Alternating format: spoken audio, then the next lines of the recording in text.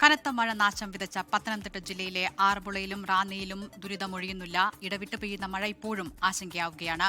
പത്തനംതിട്ടയ്ക്ക് വേണ്ടി പ്രത്യേക പദ്ധതി തയ്യാറാക്കുമെന്ന് മന്ത്രി AP അനിൽകുമാർ അറിയിച്ചു. അതേസമയം ആഭ്യന്തരമന്ത്രി രമേശ് ചെന്നിത്തല വിവിധ ദുരിതാശ്വാസ ക്യാമ്പുകൾ സന്ദർശിച്ചു. പകൽ മഴ മാറി നിന്നെങ്കിലും രാത്രിയായതോടെ ജില്ലയിൽ ഇടവിട്ട് മഴ പെയ്യുന്നുണ്ട്.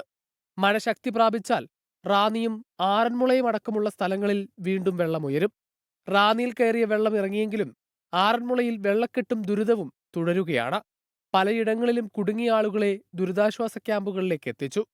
കയ്യിൽ കിട്ടിയ സാധനങ്ങളുമായി വളർത്തുമൃഗങ്ങളോടൊപ്പം ജീവനും കയ്യിൽ പിടിച്ച് സുരക്ഷിത കേന്ദ്രങ്ങളിലേക്ക് മാറുകയാണ് ഓരോരുത്തരും. വീട്ടിൽ നിന്ന് മാറുകയാണ്. ഇന്നലെ രാത്രി വീടിൻ്റെ അകത്ത് 2 അടി വെള്ളം ഉണ്ടായിരുന്നു. അപ്പോൾ രാത്രിയിലേക്ക് താഴാൻ തുടങ്ങി.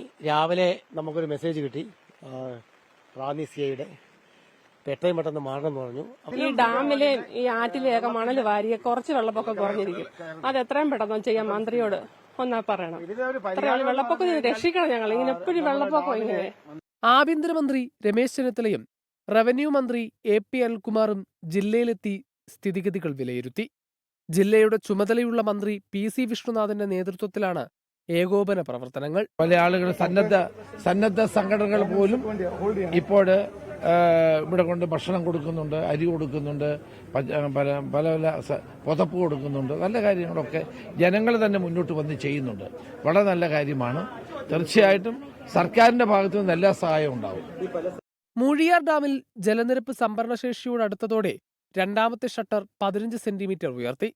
കക്കാട്ടാറ്, പമ്പാ നദീ തീരങ്ങളിൽ ജാഗ്രതാ നിർദ്ദേശം നൽകിയിട്ടുണ്ട്. നാളെയും മറ്റന്നാളും നടക്കേണ്ട ആറന്മുള വള്ളസദ്യ പൂർണ്ണമായും ഒഴിവാക്കി. KSRTCയുടെ ബജറ്റ് ടൂറിസത്തിന്റെ ഭാഗമായുള്ള വള്ളസദ്യകളും ഒഴിവാക്കിയിട്ടുണ്ട്. 24 പത്തനംതിട്ട.